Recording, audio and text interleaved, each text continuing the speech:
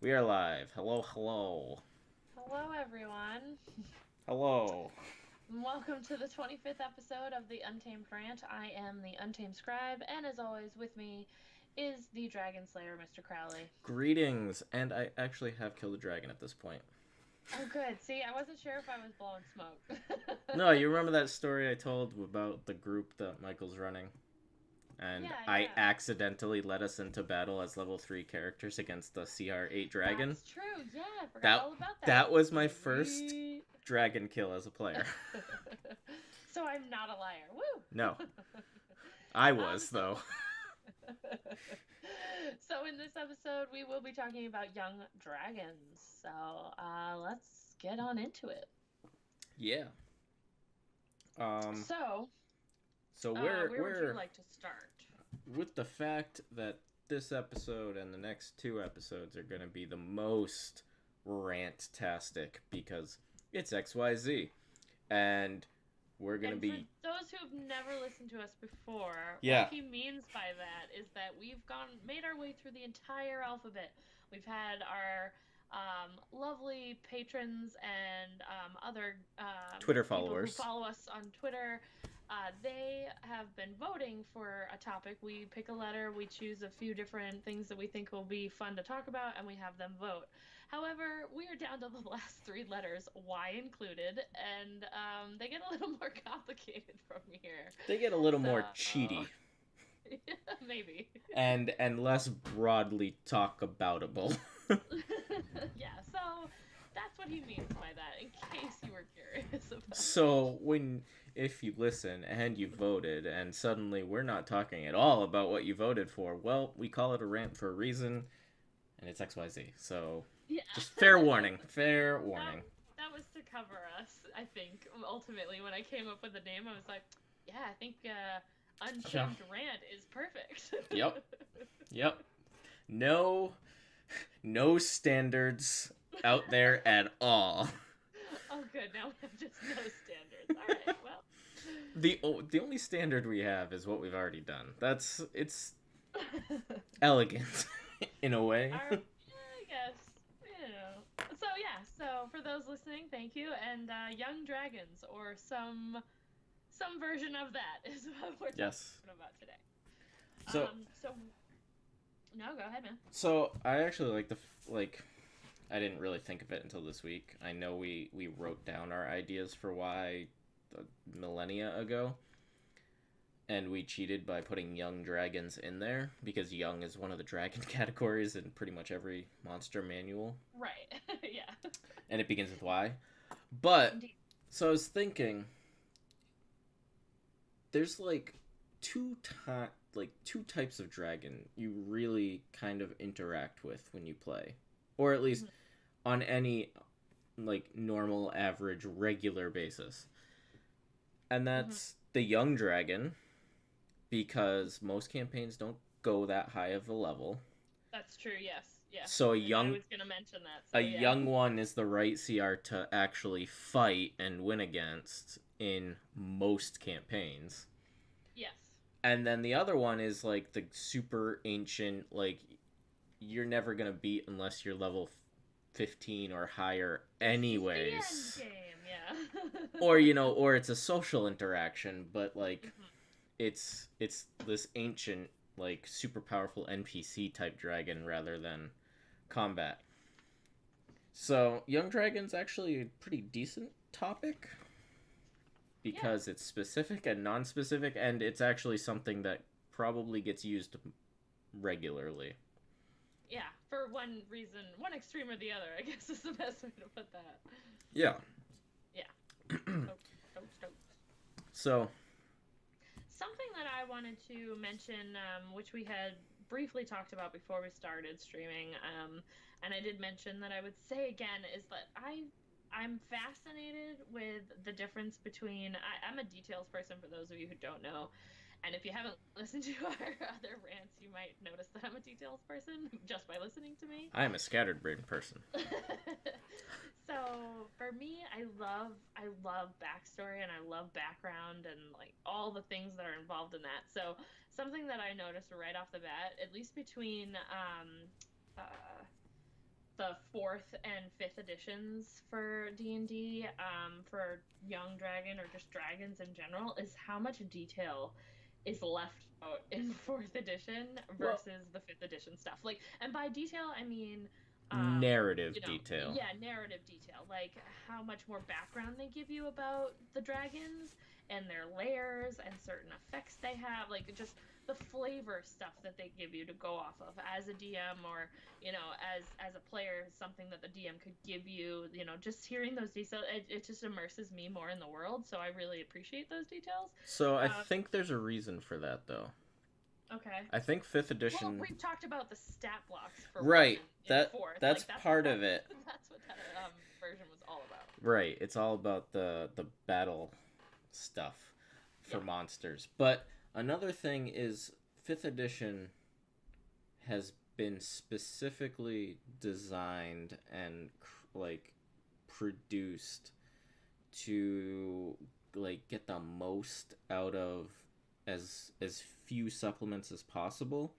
So you see more narrative detail in every monster. Oh yeah, exactly. Yeah, and there's probably no Draconomicon coming anytime soon. Although maybe dragons. But it's in the title, so maybe.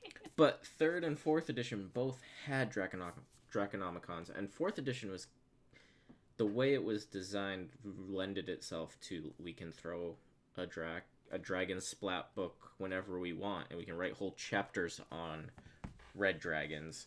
So we don't need it in here. Let's get more stuff. And you can even see that they don't even have the metallic dragons in the first monster manual. They save it for they save it for the second one. Like you have it open right now, right? Like there's no gold, no silver, no bronze, no copper. Oh yeah, no.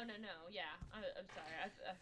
I was looking at something on one of them. I apologize, but yes, I let you know. So they're just they knew that was coming, but in 5th edition they knew that they were only going to be putting out less than half a dozen books a year, including adventures. So let's get that lair and narrative stuff in there. Mm-hmm. But I like the 4th edition dragons though. I loved 4th edition. I'll say it a million times. Yes, you have. Oh my god, you're obsessed.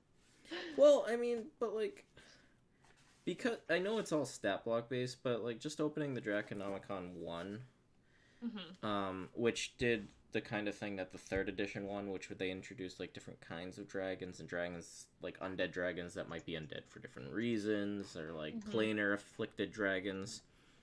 But there's not a ton. So what do we got here? On page 198, there's the Blight Dragon. And it just has one piece of lore. A Blight Dragon transforms the land around its lair into a desolate waste, wiping out indigenous life.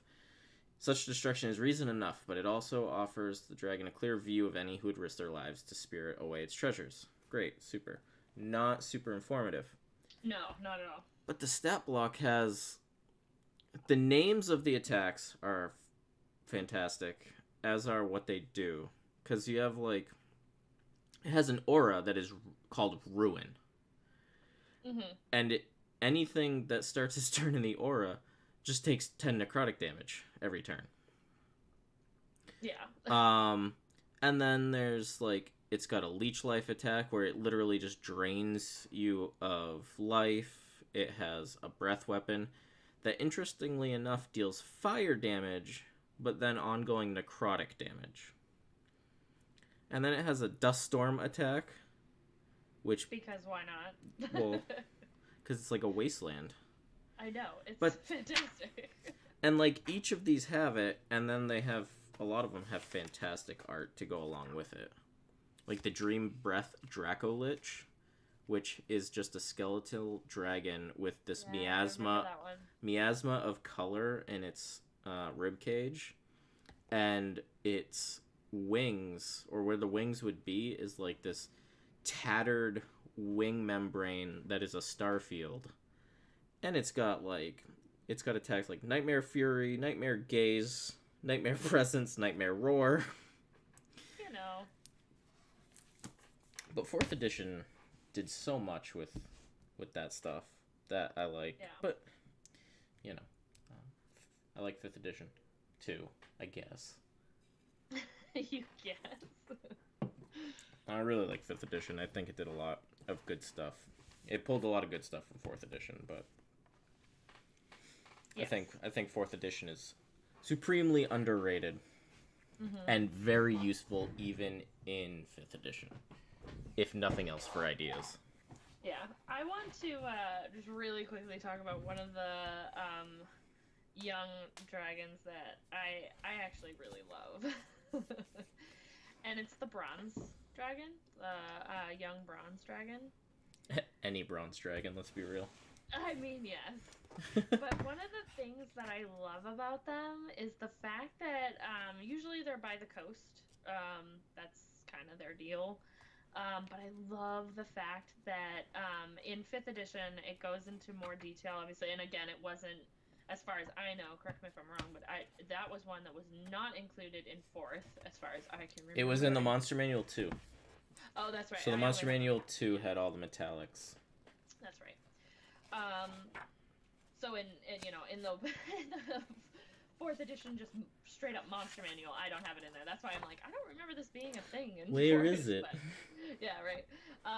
But I love the fact that so Dragons of the Coast. So they love to watch ships that travel up and down the coastlines near their lairs.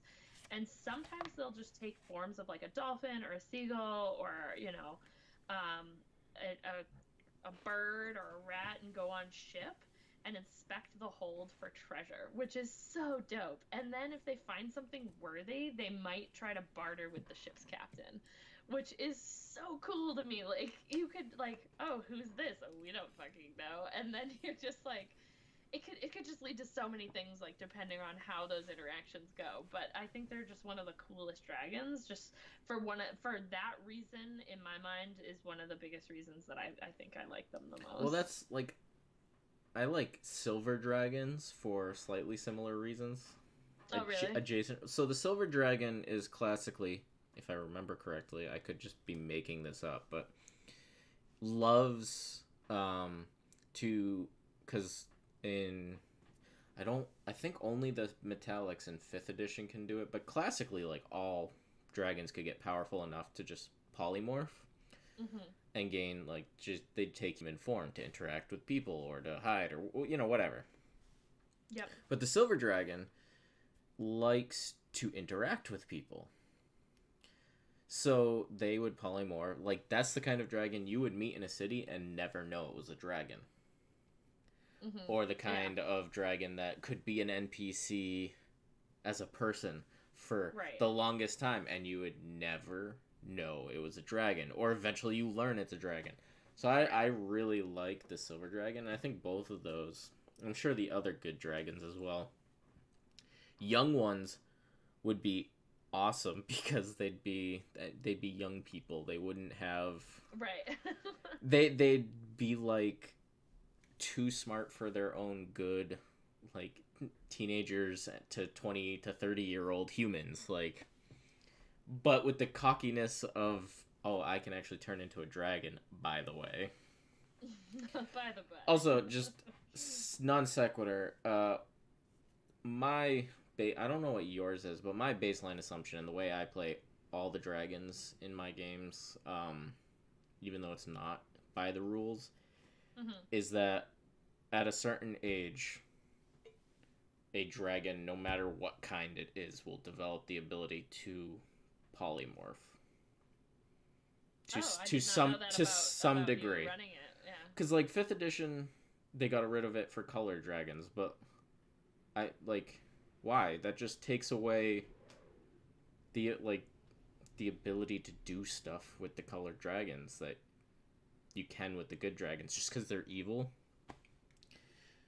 But I also like flipping it on its head, and a lot of people do, is like there can be good chromatic dragons and there can be evil metallic dragons. Yeah. But I like that at a certain point a dragon, probably not a very young dragon, but a young into getting into maturity dragon would learn to do that. Especially in a world where D&D, because there's so many dangerous things that aren't dragons. Like, they dominate, and they have to interact with each other, but, like, you can't just go around, like, even a red dragon just can't go raising cities for its treasure constantly. Yeah. And it's not going to get the treasure it wants as it gets older from the kobold clan that worships it.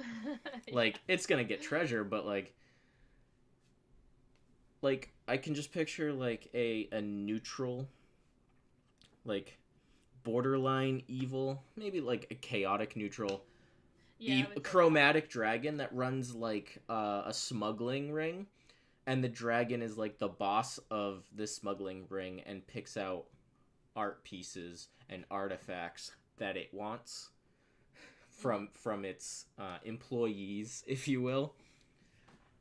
But that's harder to do if it is in the form of a dragon constantly. But that would be, like, a really cool villain to run. Like, you have this young red dragon who's made this, like, this that you could present as, like, an up-and-coming thief that has taken over this thieves guild and, you know, is just stealing all kinds of art pieces, but it doesn't steal all of them. It has, like, an MO.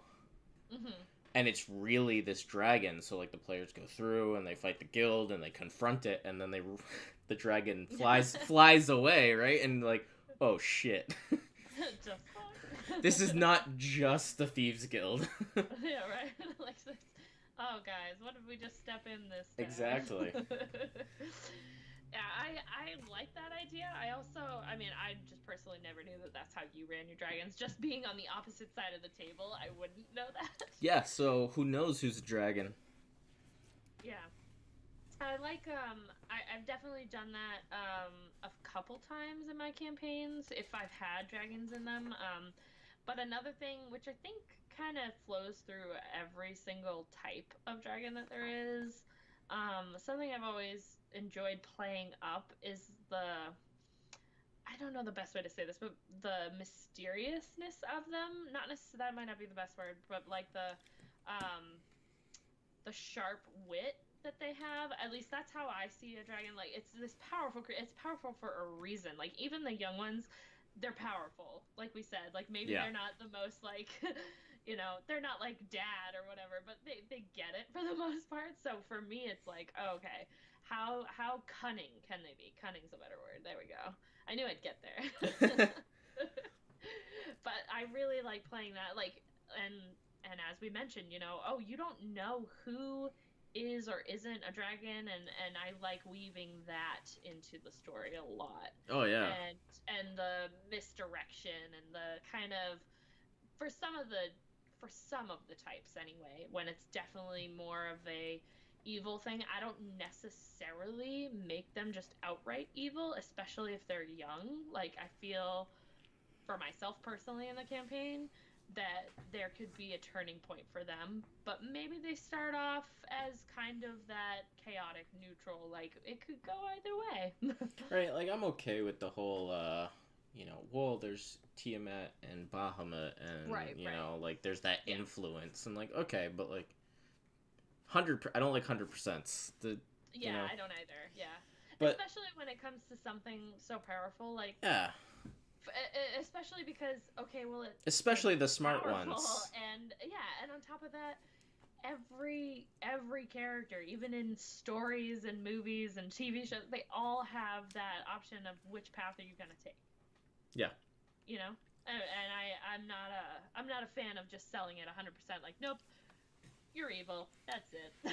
It's the same thing with intelligence too. Like, white dragons are, like, the animalistic, barbaric, like, dumb, chromatic or dragons in general, really. But, like, I can. Pull up that white dragon right there. Is that which one? Any one of these? Yeah, any one of them. I just want to see. That looks like a silver dragon. I mean, none of these are. Is that not a white one? I can't really tell. Here, let's find a D&D white dragon. Oh yeah, there we go. Oh. Okay, yeah. There we go. Can I just get, like, a big image? Yeah, I was gonna say, just to. Well, that's as big as we're gonna get. Um, but like I can picture them like just bullying a whole Yeah, like like look at that. northern area.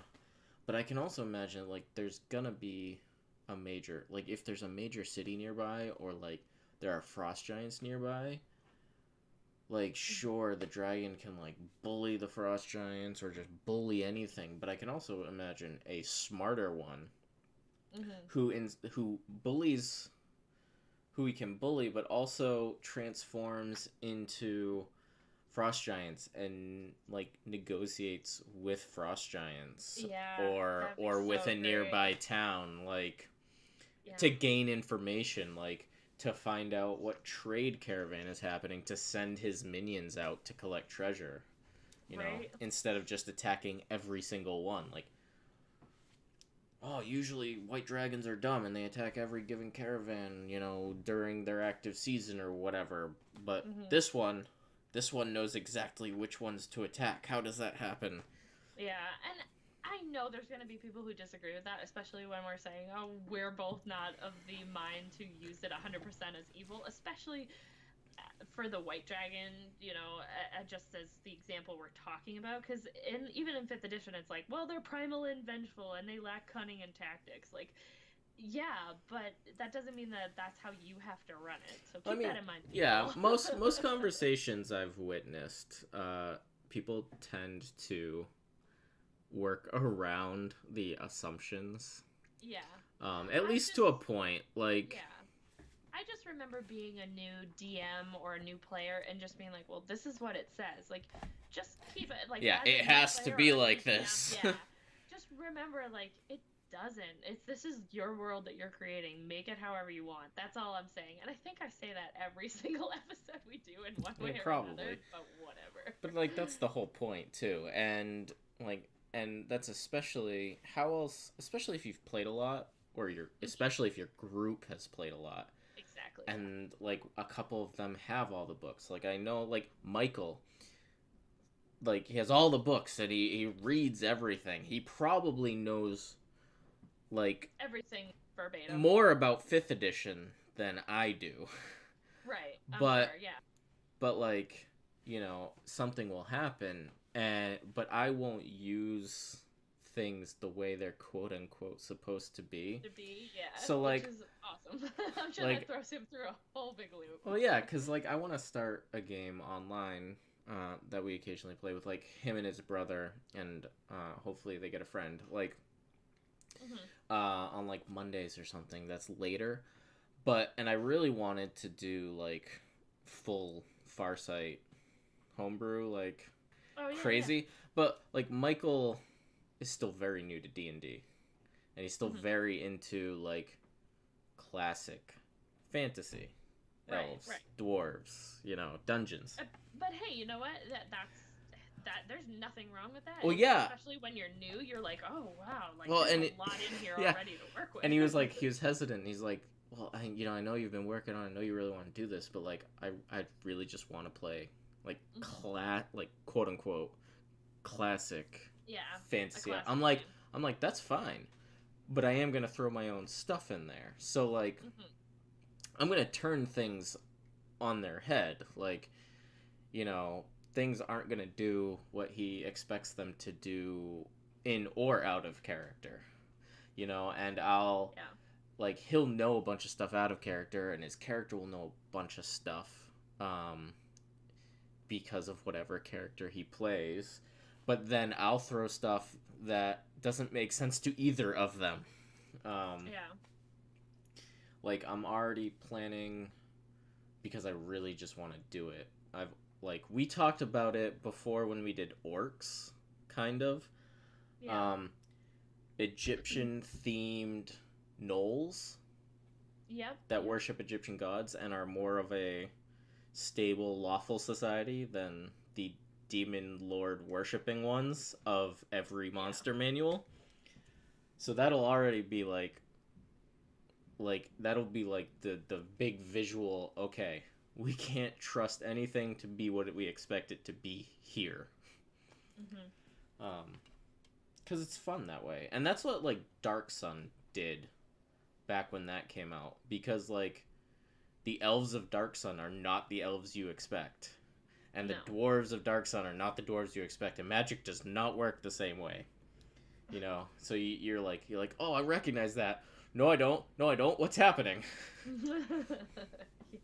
Why are these elves running barefoot through the sand and throwing obsidian at me and then pirating my caravan? I don't understand. No, nobody understands at that point. But it's great, because like you know what elves are, but you have no idea what these elves are. Yeah. And I like doing that with dragons. Anything. Like, I know dragons aren't as easily introducible as like elves. You can put elves in all the time and make societies of elves and groups of elves. I'm still gonna do it with dragons. There's too much you can do if you limit to yourself to what's written in Word on the book page. That's true.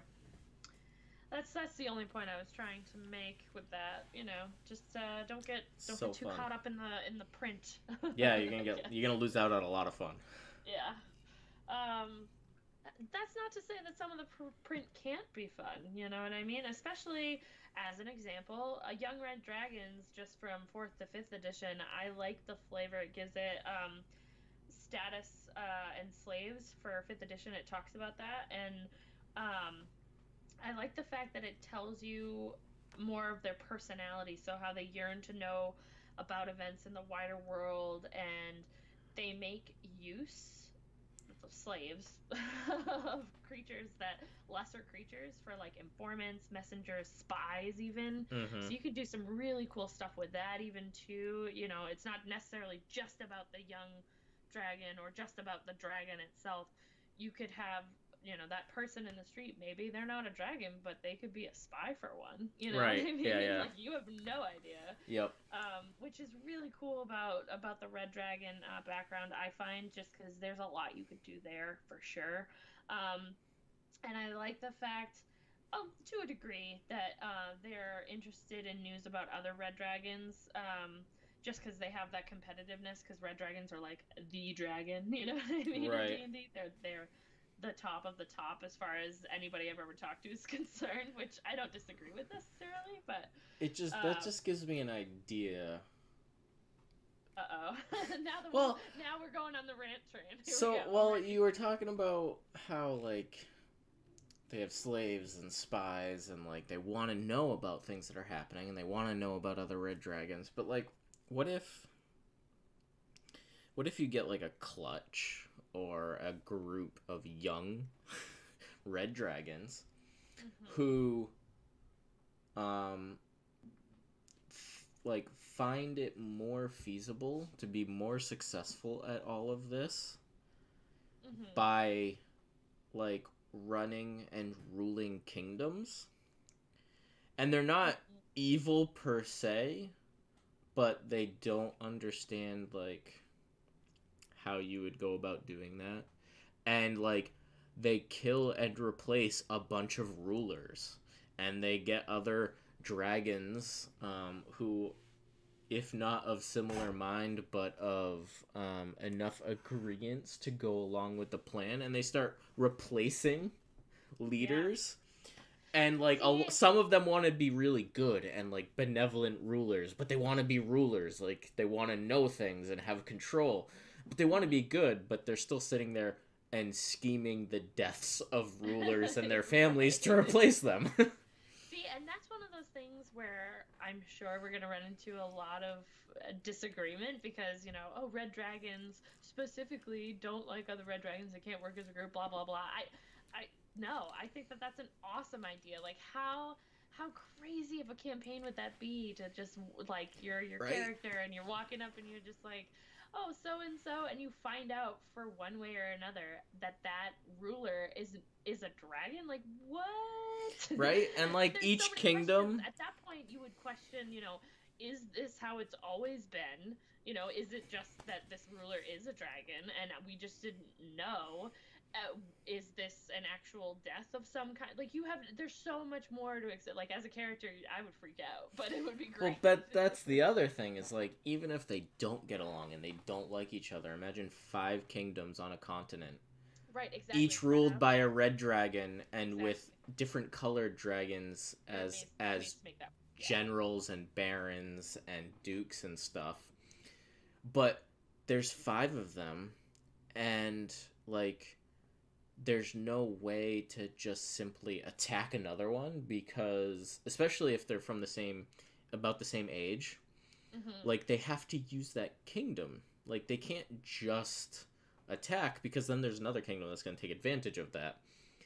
And then you have to have this like very real world undraconic power structure of alliances despite not wanting them. Right. To maintain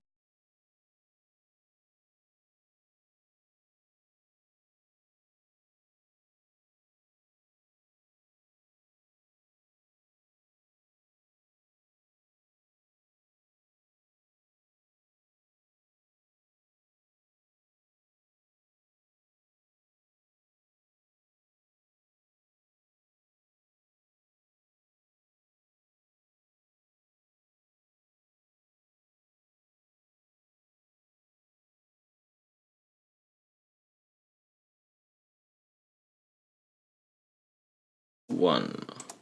And we are live again. Thanks, Wind, for knocking out my power.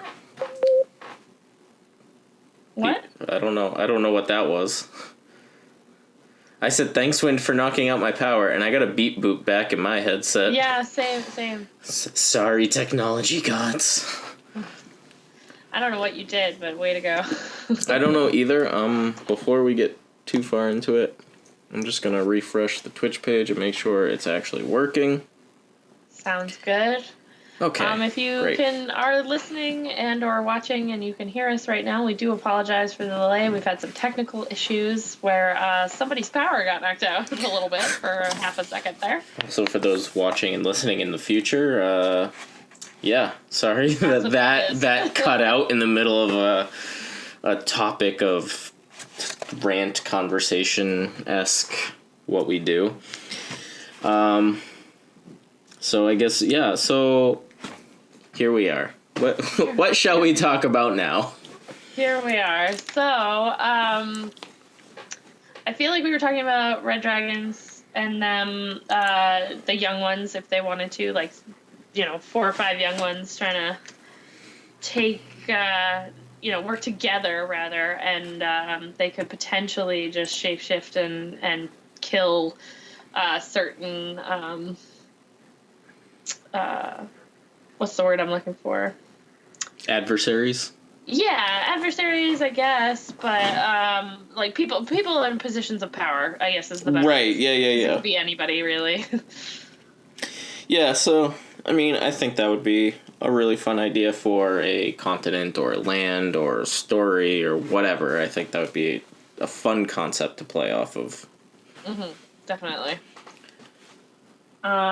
So, as far as this goes, I know, and I don't have Monster Manual 2, but is there any, at least for 4th edition, but in terms of, and I don't have these either, which is why I'm asking you, Mr. Crowley, the Dragonomicons, is there anything you want to go through with those?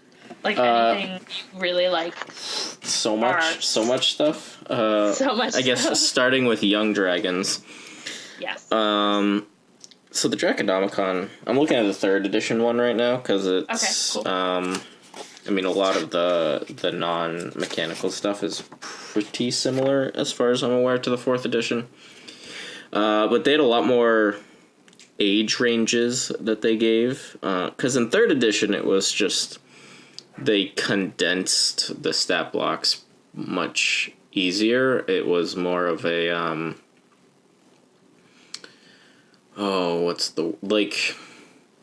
the tables lended themselves to be inclusive of various ages, so that you didn't have to have a separate table for every single age. But like they had Wormling, very young, juvenile, young adult, and I think in 5th edition, I don't have it open, but it's like, I think the ones that they include in 5th edition are Wormling, Oh, yeah. young, here, hold on. I can tell you. adult, and like ancient or something. There's only like 4 for each one. Yeah, so it's ancient is the highest it goes, and then adult is below that, young, and then wormling. Yeah, those are the 4. Yeah. But like they made these age ranges just to make, I think, stat blocking them easier, but it's like mature adult, old, very old, ancient worm, a great worm. Yeah, right. But it also has, I mean, it has so many different like rules and potential things, and there's a lot on like dragon graveyards and stuff, which is a really cool thing we could talk about at some point in the future. But for young ones, yeah, I love the Dragonomicons for that kind of thing too. As I mentioned earlier, I just love all that flavoring. the young ones has semi rules, like the base rules for like, they put it as, I guess it is rearing a dragon, but like basically you hatch a dragon egg and then what? Then what happens? But, and that would be a very interesting thing to have to contend with, because we're talking about very magical creatures that, I guess you kind of got to decide how much, what's the, like, genetic knowledge there is. Like, yeah, I'm a dragon, so like I am better than you. Like, how fast do they get smart? Mm-hmm. And it's definitely a lot faster than like a human, or really any mammal, because these are very long-lived, very powerful reptiles. So like, in this is a wormling is up to 5 years of age, but even then, and I don't want to read through this whole thing. Yeah, no. But it says even by the age of 16, so a teenager in human years, they're feeling the urge to collect treasure and establish territory, and get its own lair, and tend to go away from their home and seek out their own nests and lairs. But like, how do you raise something that is turning into a teenager and is also a fucking dragon? Yeah, you don't? Because that's not like... That would be the short answer. Right, that's not a dog. That's not even like an owl bear. Like, this thing is going to talk back. I kind of feel like I've always liked, and this could tie in with your, which I believe you're doing, the witches? Are you doing some stuff? Yeah. I've always liked the idea of, like, witches and dragons, whether the dragon is the dominant role or the witches is entirely up to who's ever running the campaign at that point. But, interesting. You know, I think that would be a really cool combination. As an example, I would love to try to fit it in. I don't think I ever have to this point, but I would love to fit in green dragons, because they're forest dwellers, and like an old witch, you know, who basically is underneath the dragon's, you know, thumb, basically. Yep. Because green dragons, you know, that's a way to like kind of spin it, because they like sentient creatures to bend to their will. So I really like that part of them as a green dragon. I think that'd be fun to play up. And it's the woods. It's like a classic horror kind of feel to it. That I like that idea too about it. There's just a lot to play with there. That actually brings me to something I really like about the 3rd edition Draconomicon, is there's some concepts for they're essentially templates. I'm trying to find the one, but like you can tack them on. Where is it? Page flip. Yeah, basically. Like, there's one specific one that I really like, because they also had one of the characters in... Jeez, I forget the trilogy. It was a D&D book trilogy that involved Draco Liches, and, like... It was a big dragon-focused one, so there were characters that were dragons. Whatever. It's a runic dragon, or a blood rune, blood carved, something like that. Basically, the dragons...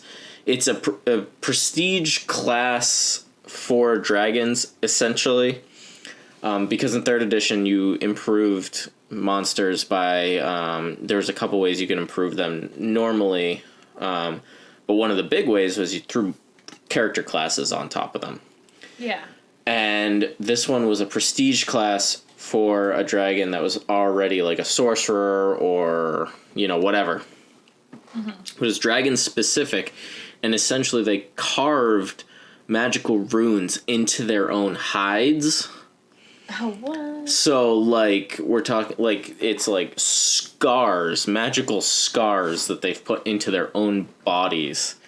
Wow. To become more magically powerful, and I think that would couple very well with a coven of witches. Yeah, totally. That'd be so cool. Like, just freaking... Oh, I have ideas. I can picture, like a vamp... See, it's like, I have a small idea, and I'm like, yeah, I'm gonna fit this in a campaign, and then you're like, oh, whoa, hold on, we could do, like 50 million more things with this. Well, make that green dragon, like, a vampiric, like, rune-carved, powerful MFer, and he's just got a coven of blood witches that have taken over this forest. Yeah. That's some bad stuff happening in that campaign. Yeah, I mean... Yeah. Short answer, yes, bad things.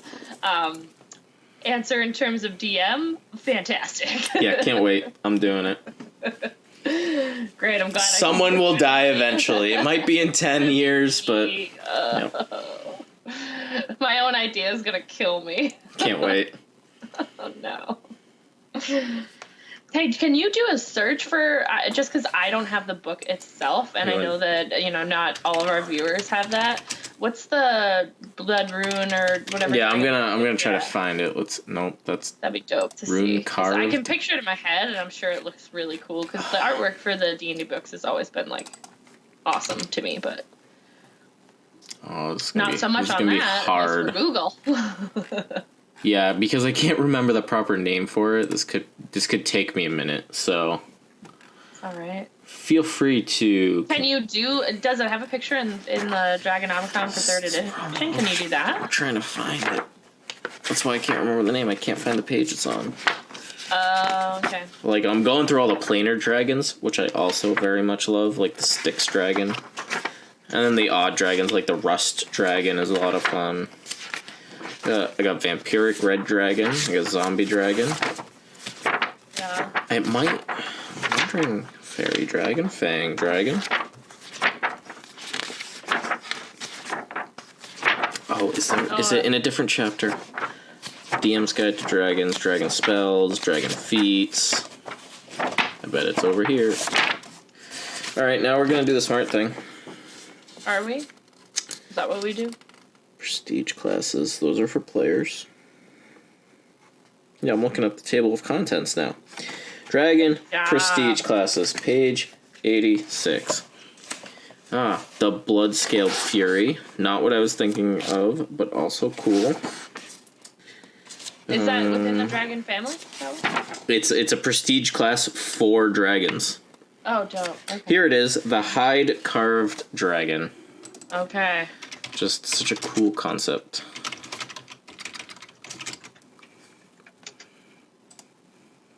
Alright. Wow, that's tiny. Is there a bigger one? Nope, that's smaller. Oh, that's still cool looking. I think that's as big as we're gonna get. It's not the best like picture. You can see his face though. That's really cool. Yeah, I think it's a and bronze. All the blood marks on the side. I think it's a bronze dragon. It might not even be blood. And grant them mystical protection. The dragons of the hide-carved order resemble monks in their strict discipline, dedication to personal perfection, and mystical transcendence. Most are true dragons, since many of the drakes, landworms, etc. Lack the thick, heavy scales necessary. Blah, blah, blah. Some dragons advance in other classes, commonly monk, wizard, sorcerer, or cleric. That's cool. They don't build monasteries, but they gather in small groups called louths. These tiny communities of 3 to 5 dragons share a large territory and come together only occasionally. it's just such a cool concept. Yeah, man. That's awesome. And it's like their powers are like damage reduction, extra immunities, poison resistance. Like whatever background story you want to give it, cool. But like just picture that with like either a coven or just I picture it like a single witch in the woods, like you just stumble upon and you're like, I'm sorry, what? Right. Or even like you could go with this blood-scaled fury. This is not my favorite piece of art. Okay. I think it's just the style. The artist style, or yeah. Okay, I gotcha. What ifs? But the blood-scaled fury is like, this is one where they literally like they bleed, like blood. Oh yeah, that art's not comes for like between the scales and from it's like very stigmata-esque. Yeah. I imagine a vampiric green dragon with this, and it's got a fury, so without reading it, like just this barbarian bleeding stigmata vampire dragon with a coven of blood witches. No big deal. Yes please / no thank you, depending on what part of the side of that you're on. And if anybody, I feel like that's our hashtag. Hashtag yes please but no thank you. Because anything we've ever created or talked about, I feel like we're like, monstrous. That'd be so cool. Yeah, that'd be so cool. And then we're like, what have we done? Yeah. Oh my god, that's so funny. Yeah, so that'd be a really cool concept. I like just the different types of dragons and what they can do. For example, the red ones we talked about, young dragons, those could be a little group of young red dragons that go around conquering a continent or however they want to see fit for that. You have the green dragons who, as a flavor aspect of it, they have the ability to bend sentient creatures to their will, like things like that. Like I like taking little pieces from each dragon and kind of twisting it and making my own, but there's just so many different things flavor wise that you can do like that. Yeah. Especially for I think especially for the young green dragons, or well, just young dragons in general, really, because you have the ability, as we mentioned, you don't really get all that far in a campaign sometimes, so having the young ones, which in D&D 5th edition, they're only a CR, some of them are only a CR2, I believe. Some of them are 8. So that's something you can throw in there a little earlier and actually get people to be able to face some dragons. I remember that being one of my husband's gripes about the game. He was like, it's called Dungeons and Dragons. I never fight dragons, because we usually never get that far in the campaign, you know what I mean? So also, it's dangerous. It's dangerous too, but that's part of it, though. It should be like that. You should want to have to face that stuff in a campaign. That's part of the game. Why wouldn't you? Well, originally the game was very much. It was also very dungeons. There's nothing but dungeons, and where did dragons store their treasure? In abandoned dungeons. But as the game has evolved, and there's so much more like story, or like there's so much more happening than just dungeons. Right. Or dragons. And there's also so many more denizens of dungeons besides dragons. Like when you're playing the game and you are a group of dungeon delvers, you're gonna fight a dragon sooner or later. But eventually it's inevitable. But when you're only going into dungeons to collect ancient relics to fight the armies of the demon that is taking over the city or whatever, you might not fight a dragon ever. Like that's not a big concern for you. Yeah, I want to point out though again that for young dragons, whatever type, whatever kind, it's a good way. It's on that lower end of the spectrum, like we mentioned in the beginning of this episode. So you can throw it in there and still have it, still use it in a way that, helps push the story along, especially if you may or may not get to those higher levels. I think wormlings are even better for that too, though. 'Cause they can be. Oh yeah, absolutely. That's the kind of thing where you can like stumble onto a nest, because the dragon might not necessarily lay their eggs where they keep their treasure. Right. So if you stumble onto a nest while they're still wormlings, there could be 3, 6 little dragons, and sure, they're challenge rating 2 in 5th edition, but like if you got 5 wormlings, that's gonna be kind of tough for even like a level 5 group, just because of breath weapons happening alone, yeah, all the time, especially if the DM's rolling 5s and 6s for those recharges. It's a lot of damage. Right. And then you're gonna piss off mom. Yeah, and who knows what that'll be story-wise. Exactly. It does give you, I think it's a good way setup-wise for something longer term in a campaign, where you can have an ancient or whatever it is down the line when the players hopefully get to those levels and are able to potentially handle it. Mm-hmm. Yeah. And I'm just a fan of dragons altogether. They're one of my favorites, so. I mean, dragons are so much fun. There's so much you can do with them, too. Absolutely. Was there anything else in the Dragonomicons that were catching your eye at all that you wanted to mention? Oh, like every entry in it. Like okay, the planar dragons. Time for that. Like the rust dragon. I love the rust dragon. Oh, yeah. Just because, cool. Like... I remember that one. Yeah, well, I never intended it to do what it did. Thanks, bud. But, like, it's cool because... I don't know, like, I just like like, rust monsters are cool because things rust and then they eat it. But the rust dragon I thought was cool because, like, you're talking about a creature that collects treasure. And as much as gold is worth things, significant wealth is stored in iron products, weaponry, armor, art. Like, iron is a backbone of wealth. So you can't have any of that if you're a rust dragon, or maybe you have it but you can't touch it.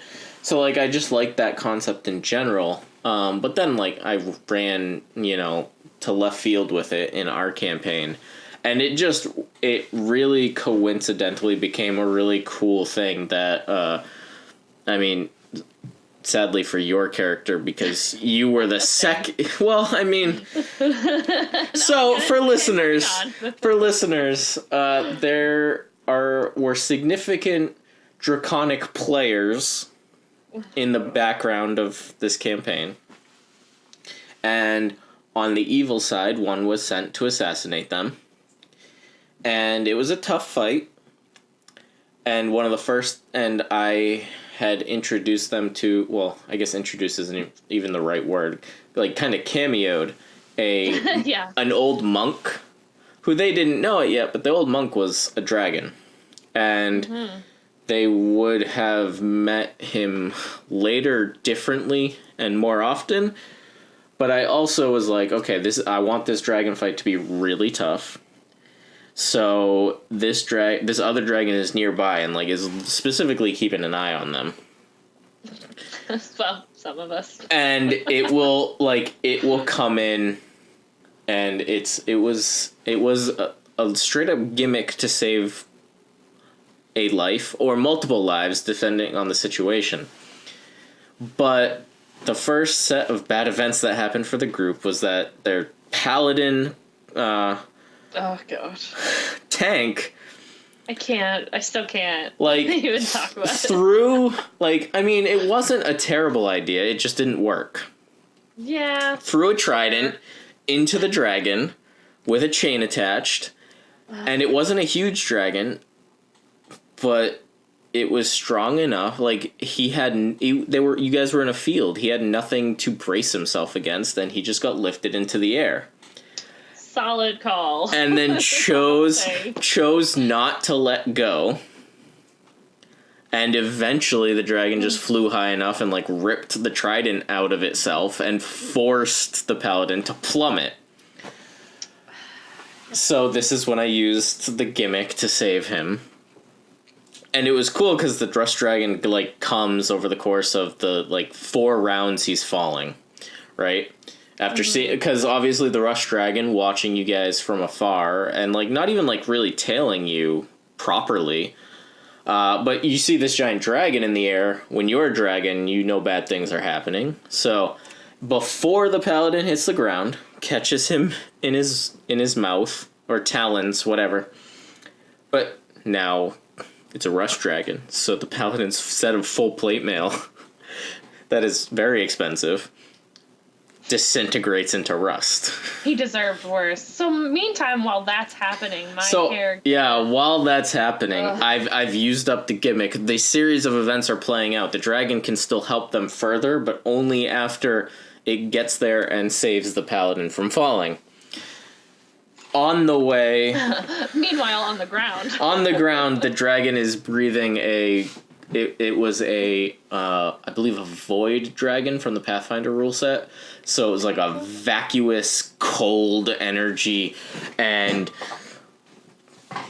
poor Red's character just took it. Just took it. Yeah, I took. Oh, it was because you were Tasha's hideous laughter. Yes. I took all of the damage, and then I don't remember Russ's characters. Oh, wait, no, what was it? Well, what happened was, right before the breath weapon, Russ, like, you could not save out of hideous laughter for the life of you. No, I should have... Okay. And Russ was a monk. Rolls are shitty, man, and I always have them, every time. But Russ had a good idea to, like, just slap you out of it. And I gave you an extra saving throw. You still failed, sadly. Yeah. And then because of that, you were unable to avoid the breath weapon, which you took full brunt. And the most painful part of it was that the breath weapon killed you by 3 hit points. Yeah. Like 3 hit points less, and you would have at least had a chance. Yeah, and the slap was 3 points of damage. Yeah, the slap is what killed me ultimately. So, like it was a painful scenario of events. I mean, story-wise, epic, but... And you guys did everything you could. It came down to the dice, and the dice were as cruel as they could have been. Yeah, me and, what is it, Will Wheaton? Yeah. That thing going on. We take the bad mojo for everybody else. Unreal. So yeah, it was wild. Less than fun. But yeah, I like random dragons like that. I mean, I like your classics, but I think... I don't know, I like ones that are different, because the classics are very similar. Like, they do little things to, like, set them apart. Like, the reds are very tyrannical, like, the green wants to, like, show its control over you, the white's brutish... the good dragons, those differences are more socially pronounced. But I like inserting other dragons. Like, I don't just want, the pinnacle of Tiamat and Bahamut's progeny. Like, I like purple dragons. I like very lithe, sinuous purple dragons that are little magical, maybe a little psionic, kind of mystical, like dream catcher, like crazy dragons that have some unique abilities. I like the planar dragons. Like, I like the piece of artwork for the Styx dragon. It's like this huge sea serpent like dragon that lives in the river Styx. Yeah. Like, and it's like, it's got a beak with like razor sharp little fangs. I think that's really cool. Like, the different random concepts. Or the in the Draconomicon 2 for 4th edition, like, the Orium dragon is like this very like block-chinned like reddish orange scaled dragon that likes to rule over and explore ruins. It's like, all dragons like treasure, but the Orium dragon is like the archaeologist version of that. which I love as a concept. Good. Like I picture it's a good one. I picture a dragon whose like human ego shape is a version of Indiana Jones. It's, you can't beat Indiana Jones. It's a good one. So yeah, I mean, I love all the different dragons, and of course the rules don't give you young versions of most of these, but you can imagine them. Yeah, exactly. And I know that, I don't know if you've done it. I was going to ask you, have you done any kind of reskinning of anything like that before for dragons at all? Reskinning dragons? Yeah, or just, I think we talked about, maybe it was, I don't think it was reskinning maybe necessarily, but it might have been us talking about, like, a how-to episode, which maybe we just haven't yet, but, like, how to, like, pair things down or pair them up or, for specific fights or change them around. The interesting... I don't know if you've done that for dragons. I haven't done it for dragons, because, I mean, for me... I didn't think so. For me, I don't think you should, like, you shouldn't reskin a dragon. Like, it's... Like I said, reskin was probably the wrong thing. Well... I think I was more thinking about, like, a how-to, but we... Yeah, but, like, you would get different types of dragons. Like, that's part of the thing. I mean, I guess you could use dragon... Well, I mean, you could use other monsters, their thematic stat blocks as a new type of dragon. You could reskin that. That would be cool. But also, what I have done is chimeras. Oh, really? Yeah, I've done a bunch of chimeras. I have an old that really badly probably needs to be updated thing on the DM's Guild that's a bunch of different chimera stat blocks. That was like, okay, but what if... Because the chimera stat block in 5th edition, I believe, has a red dragon head. And that's the thing about chimeras in D&D. It's like, it's got the goat head, the lion head, and the dragon head. And the dragon head has a breath weapon. And it acts like a giant asshole. But I was like, what if... As one does. What if it was a white dragon head? Or a green dragon head? What abilities would change? And then from there, I was also like, well, what if there were other dragon types? Because, like I just said, I like all kinds of dragon types. So, like, I even statted out, like, young and older versions of the chimera instead of just the one.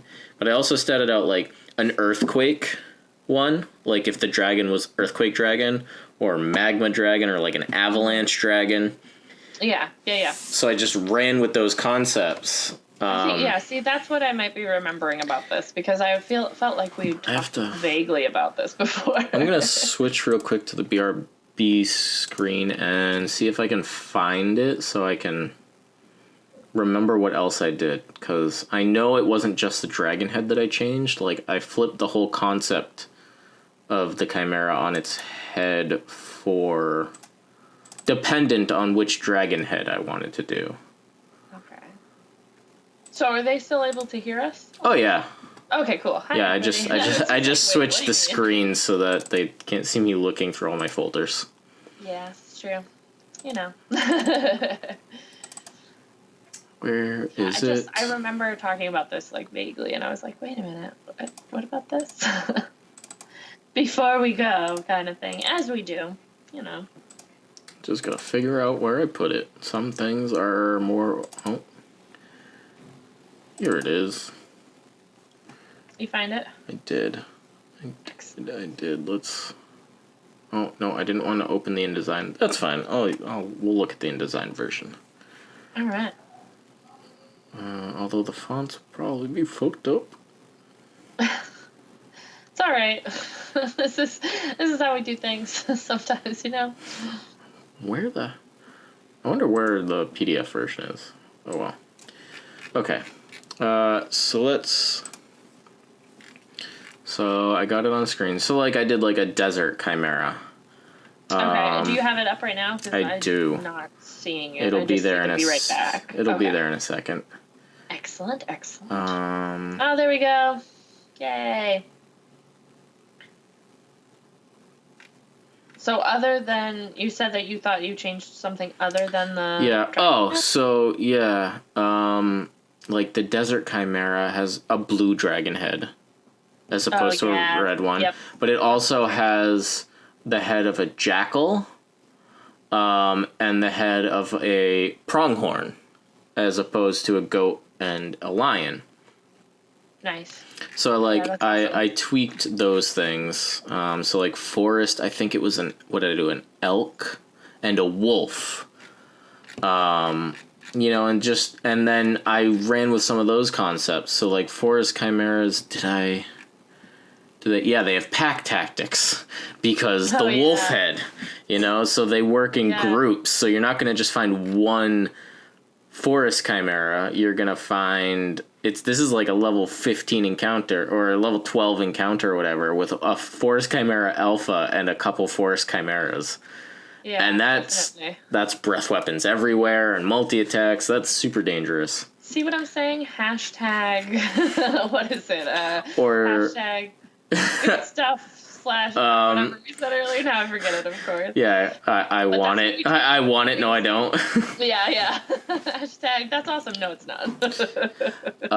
Or like the reef chimera, which I made. It's got a bronze dragon and then an eel and a shark. Yeah. But then I was like, oh, what else could we do? And I did I called them catastrophe chimeras, and I did avalanche, which has like, what did I give it? The white dragon, a snow leopard, and a yak, and it's got like a spell casting ability so that it has a snowball attack, and it's got snow camouflage and cold breath. I could have given like the big ones lair actions, earthquake, tsunami, volcano.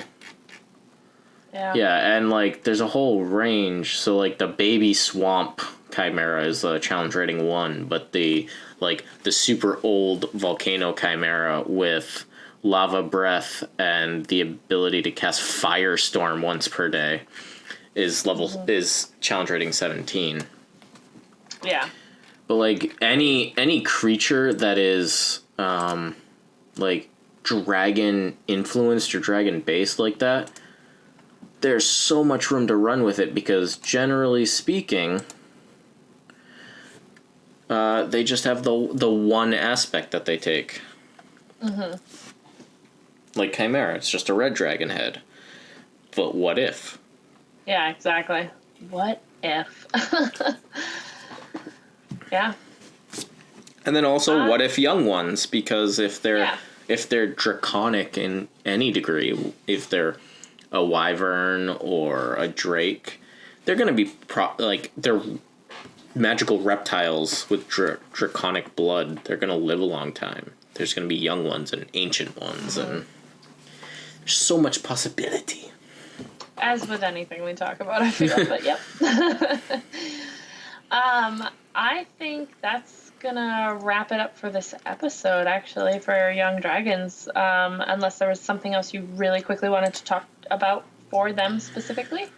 No. I mean, we could just go on and on about dragons forever. Especially with the Dragonomicons. I love looking through those, and I love going through those books, so we don't want to open up that wormhole, for sure. No, if anything, we want to, like, save different aspects of dragons for different discussions. As of right now, unless Crowley says otherwise, we do not have any updates currently for you, just so that you all are aware. Nope, still saving the updates for when they are true when you're hearing them. / I get these up on YouTube in a quick pace. There's no point in giving a bunch of updates about the next 2 weeks if you're not listening to it now, you won't hear it for beyond 2 weeks. Like, it's pointless. Yeah. All right. So, again, that's going to wrap up this episode of the Untamed Rant. Be sure to check out our website. It's thewanderingalchemist.com. It's got previous episodes of the rant and our actual play podcasts on it. Also, check out the website. It's got some tips, tricks, and weekly articles on tabletop gaming and general nerdiness for everyone to peruse. Yeah, hopefully lots of new stuff by the time you're listening to this. Yeah. Future people. Future people. And we do love doing this. We have a lot of fun doing this. And if you would like to support us, because it does help us a lot, it helps us get microphone equipment and helps me pay for the software to make PDFs and stuff and the website. Please consider becoming a patron on patreon.com. Just search for The Wandering Alchemist. You will find us. Pledges from $1 and up will give you access to all kinds of stuff. It's kind of in flux as we speak, but by the time future people are listening to this, it should be arranged properly and will include early audio, early articles, a welcome package that has wristbands and stickers, and all kinds of fun stuff. So there's plenty to get, and hopefully this year will be the most rewarding yet for you. Yeah. And if you want to contact us directly with questions, comments, or to share that dragon treasure hoard you just found, please use the contact information that is located on our website.